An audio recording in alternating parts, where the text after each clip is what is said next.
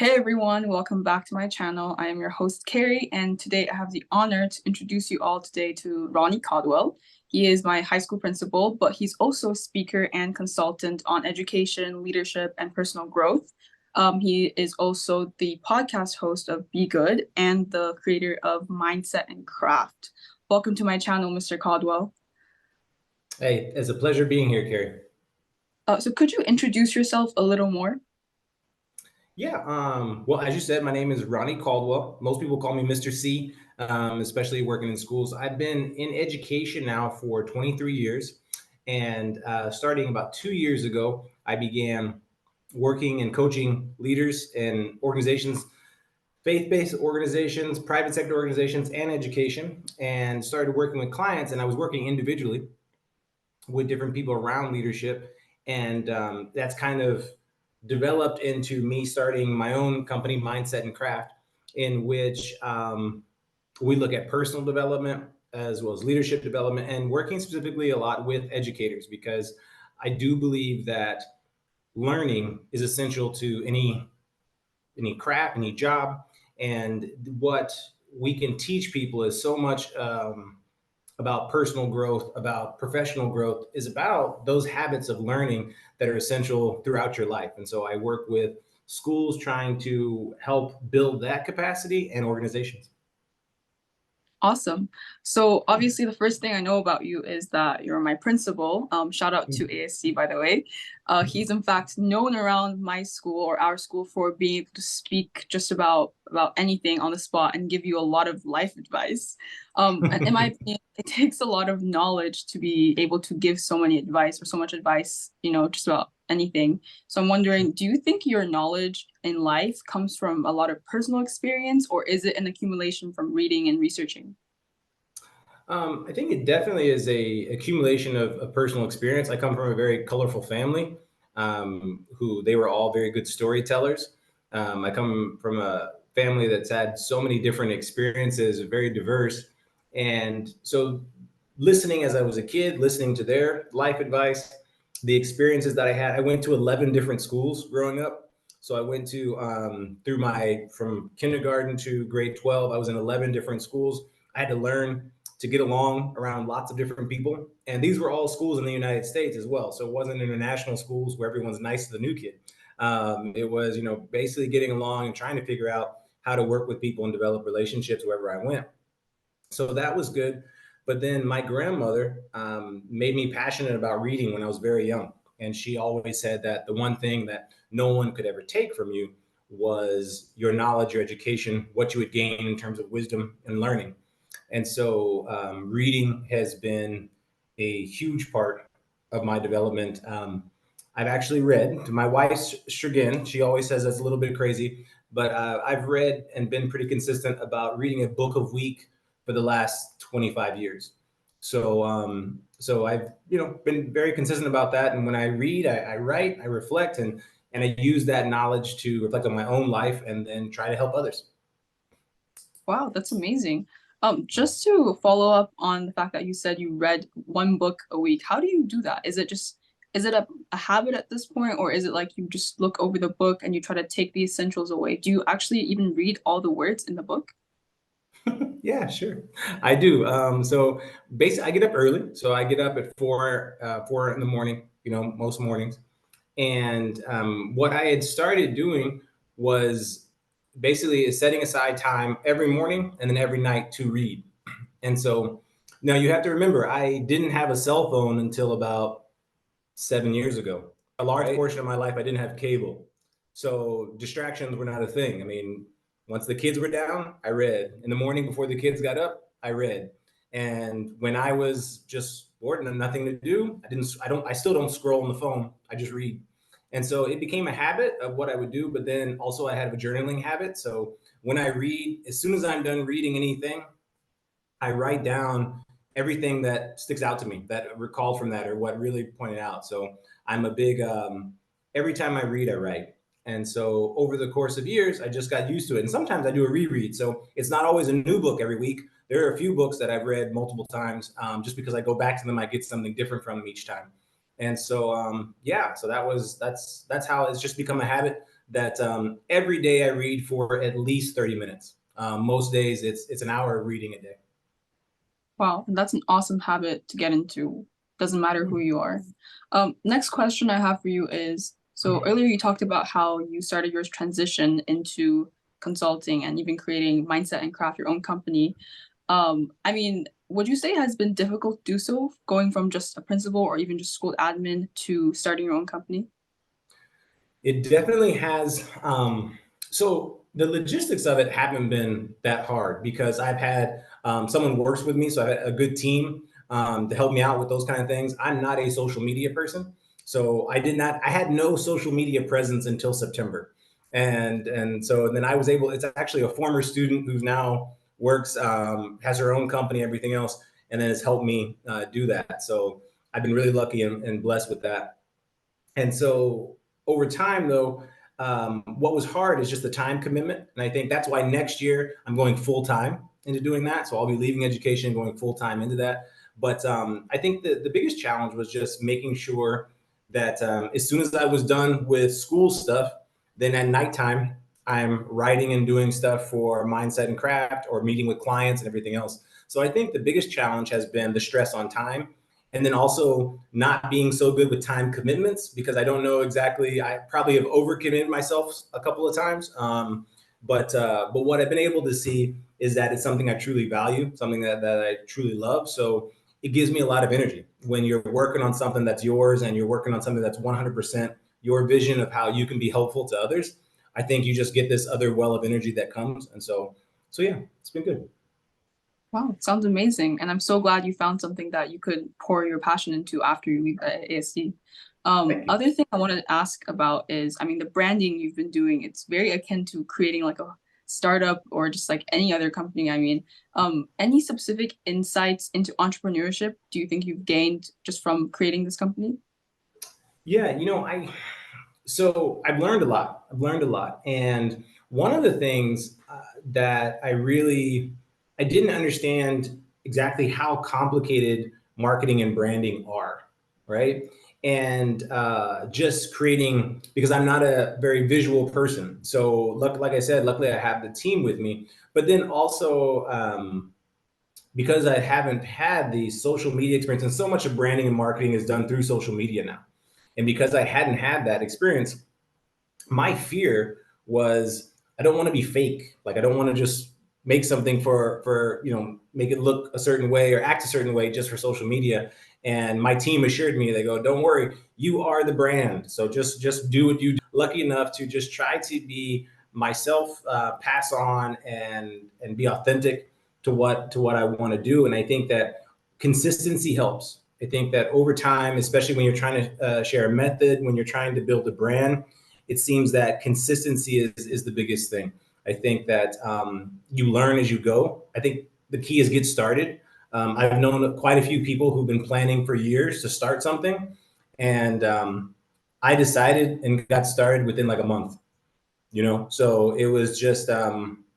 I think it's that. I think sometimes we're planning a whole bunch, but I think you're never really in an ideal moment to start a business or start a startup. You've got to get going and be fearless enough to learn as you go. Definitely. Starting is the hardest part. And Mhm. talking about your branding, I just specifically want to point this out. Sure. In all your messages and emails you sent to us every morning. So for those that don't know, Mr. Caldwell sends emails of advice to us every single morning of Sundays and Thursdays every Mhm. week. You end your emails with "Be good," and then Right. I see that you've turned that actually into your podcast name. So I'm just curious, where did that little phrase come from? So two people actually. So my mother and my grandfather. So my biological father's father. My mom, she always would end whenever she would see me and I was going off and leaving her. She would say, "Little Ronnie, be good now."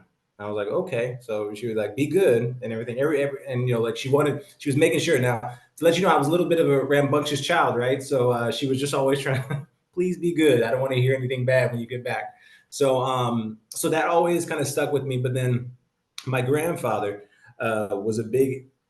He told me very early on that the most important thing to him would be for me to be a good man. whatever I was doing, he said that it wouldn't matter if I was famous, if I was rich, but he had heard that I hadn't been a good man, a good husband, and a good person. It wouldn't be worth anything. It would be disappointing. He said, but I didn't have to be rich. I didn't have to be famous. If I was just good, then that would be worthwhile. And so as I got older, of course, he told me that when I was young. So it took me a while to really embrace that. And then, but what I came to see was that what we need more of is people being their best selves for each other.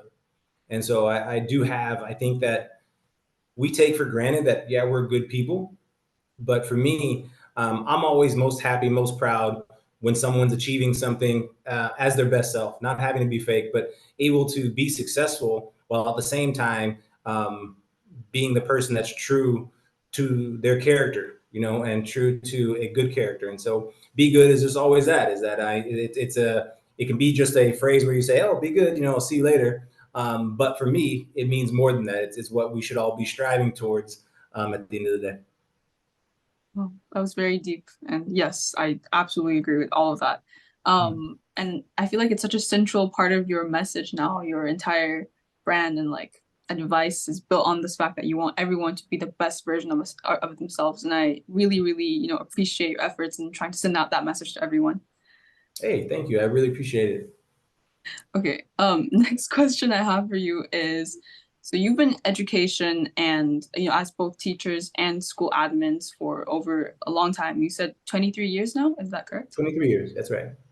What kind of unique perspective do you think you have because of these roles that gives you like the background to advise other people on their personal success now that you're going into consultancy?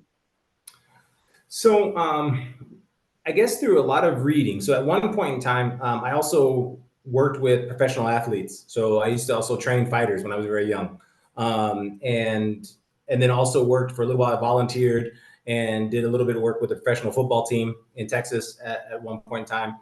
And then I've always been very interested in people who were top achievers in whatever their fields were. So I did a lot of research into that. And when I got the chance, try to interview anybody who was a big success and being successful in my view, right? And so my view of success or an admired leadership is someone who is not only good in their profession, but also seems to be maintaining good relationships with their family. They have, kids they love, or they're basically the people who work for them also like want to work for them. The next place they go, people want to follow them, right? There's like, I would love to work for that person again, or the people feel like they developed in that person's relationship. So that's always been what I've looked for. And so then the same point in time as a teacher, I was always looking at the students who are doing very well. And I started interviewing students very early, like in 2001. And because I send out a lot of surveys. So I always was interested in surveying students. And people thought it was weird very early on when I was a teacher. They were like, why are you who cares what the kids think? And I was like, well, they have the best indication of what it's like to be taught by me, right? What I knew very early on as a teacher, the administrator could come in, but they're coming in just for a little bit at a time. The people who would know best what it feels like to be taught by me and be in my classroom would be the students. And so it seemed like we're losing a big piece of the puzzle, like with that voice, right? And so I started getting that. And what I started to see was those students who were most successful, those people who I also thought were sort of admired leaders or admired in their profession, the way they lived their lives, they had the same things. The same things were important to them. Many of the same behaviors. They were saying, yeah, this is what's important. And this is what's important, right? And so I started to look at commonality. So anytime that I read a lot of diverse topics. And so, for instance, I'm very interested in religions. When I read about religions, I'm always looking for, well, what's the same, right? What's the similar thing that all of these particular religions are saying? I just try to put those together. And the same thing about relationships. What is everyone saying about a good relationship? And so when I started to get stuff, and then I, of course, interviewing the best teachers that we had around, I would say, okay, so then the students would tell me who the best teachers were. Then I would go and find who those teachers are and then also interview them. And then what I started to do was, what are the consistent things that I see over and over and over again? What are the consistent things I hear? And then developing a secret sauce, if you will, to say that, okay, so these are some of these consistent things that across time, whether you because I was getting the same information before the smartphone to after the smartphone, from 2001 now to 2024, and across countries and across people from very different backgrounds, right? So there's something essential in the human experience that some of these things seem to work no matter what. And that's what I always wanted to look for.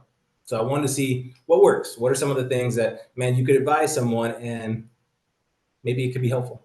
Yeah. Yeah. So what you're really saying is doesn't matter who you are, doesn't matter what industry you work for, people who are successful have similar enough traits that it's very transferable, it's very universal. And Sure. about that secret sauce, anytime we're going to get a recipe reveal for that secret sauce? Well, I am. I'm actually creating modules right now. So as I go, you talked about how I regularly write emails to the students. What you also might not know is I also daily send audio messages to the staff. So every morning I send audio messages to my staff, trying to, give some advice, get them ready for the day, stuff like that. I'm going to continue that probably with a Substack or a subscription model, so that basically someone can, for $10 a month, basically I'll continue doing this, full time, where I'm giving sort of audio advice, videos, and twice a week emails, but probably longer and more in depth on different things that I'm learning or that I've seen over the time. And then as well, I'm creating some modules that parents, students, teachers, leaders can get, where what do the best students know about education? What are the best, and then what I've heard about parenting, because also interviewing students has helped me be a better parent for my own kids over time, right? And also be a better teacher. And so, yeah, so definitely there is something. And then I'm also working on a book. So basically, when I have full time to sit down and write, I'm hoping that by next year, this time next year, there will also be a published book from Mr. C on these things. So yes, Awesome. I'm definitely going to take this information and take what I've learned over time, and I want to try to be as helpful to as many people as possible. Of course. And because the moment you mentioned the fact that you've been doing this for over like 20 years, I thought, wow, this is exactly like a longitudinal research study. Like you should be publishing this. Anyways. Right, right, and it's not even but it's not in a lab scenario. It's basically all these different forms I've sent out, interviews, everything else, and then yeah, I'm compiling all that and putting it together out so that it could be helpful to more people. But definitely very interesting and all the best with your book. So next question I have for you is you mentioned earlier that a lot of the things you learned, you managed to make them into things that you teach your kids or the way that you would parent. But, Sure. I'm curious, was there ever an instant where you learned something from your kids or like something that your kids said that struck you? Oh man, yeah. I mean, one of the most humbling experiences in the world is to be a parent, right? Because no, because you're supposed to be guiding a little human, right? And whether or not we try to act like it, but we don't have it all figured out, right? There's a good quote that said, "Maturity is the first day you realize that your parents don't actually have all the answers," right? And so no, I mean, I think that from different points of view, I think my kids have taught me. First of all, my kids were better at an earlier age at most everything than I was, right? Like, so I was like, and what it kind of showed me is that it could start even earlier. Many of the things that I started later, they started doing even earlier. My kids taught me a lot about just kindness. Both of I was just blessed with kids who had really good hearts, and they were, and just showing me early on what they could do, and then also holding me to a standard. So I think that, so there's a one point in my life and one experience in particular. Well, there's been several, but one really sticks out, that where my own son asked me the questions I usually ask him. He's like, well, he said, what is within your control? Yeah, you're right. And I could go back to it. So I think what my kids showed me most was that whatever I was teaching them, they were hearing it, but then it's nothing that I'm ever finished learning, right? I'm not done. And they could also hold me accountable, right? And that helps. And I think that all of us need other people to hold us accountable. We're not made to do this all by ourselves. And so yeah, the accountability, that kindness, how early developing that discipline can start. All those things my kids showed me, and they're examples of that for me.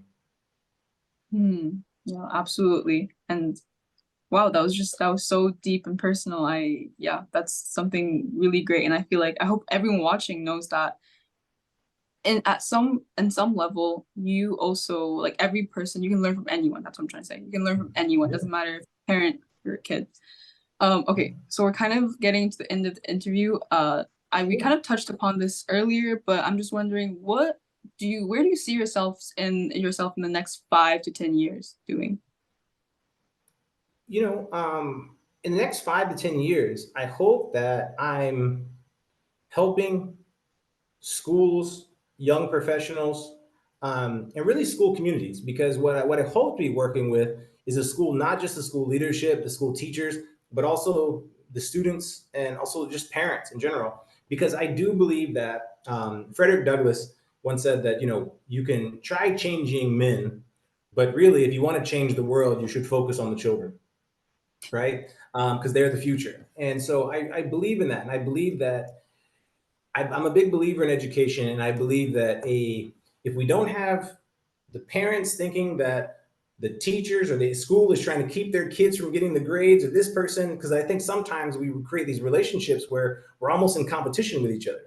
But I think in the healthiest communities, we realize we want the same things, and I hope that in the next 5 to 10 years that I can be an influence that helps create better relationships in schools, and I just hope that that also in a very non-cost prohibitive way, I can offer sort of just world-class advice and guidance to lots of people. So I feel like if I can do, my wife always says that I'll never be a rich man because I'm always trying to see how cheaply I could, you know, help people out. So, like for instance, you know, if you think that's not part of my job. Like all the emails that I've ever sent to you is not part of my job. It's not something that I have to do. It's something that I've just chosen to do. And the messages that I send to my staff, they're not anything that I have to do. They're things that are important to me and that are a way that I want to help in a real way. And so I see myself hopefully being able to make a living, Carrie, being able to just make a living, helping people to create better relationships and create stronger foundations for being the people they want to be. Awesome. And but yeah, that's obviously all the best to you. And Thank you. last question I always ask to my guests on this channel is, what is the best piece of advice you can give to a Gen Z or like Gen Alpha, someone in my generation? Mm. Um, I feel like it's very simple and seems cliche. Don't lose hope. I feel like there's so much negativity, and especially in social media everywhere. The world's going to end. This is going to happen. What have you? There's a quote by Aristotle where he talks about the youth of his time, and he says that they didn't want to work as hard. They didn't care about traditions. They didn't listen to their parents as much. They didn't work as hard as other generations, and they were soft and not as strong, and all these kinds of things. And Aristotle is talking in 2,000 years ago, and you can find several of those that kind of commentary throughout the ages, right? Every generation is different, not not less equipped for the future. And I think that so many people convince young people that, well, the future is looking really bad for you guys, and that you're not equipped to handle it. And I don't see that. I see people who are very very equipped to handle it and can do so. But it takes self belief. It takes hope. It takes knowing that, nah, man, that I can do something about my life and I can do something about the world I live in. So I would say that my one piece is that whatever you can do to get a positive vision of the future for yourself and make the sacrifices to make it come true, I think that's a worthwhile life.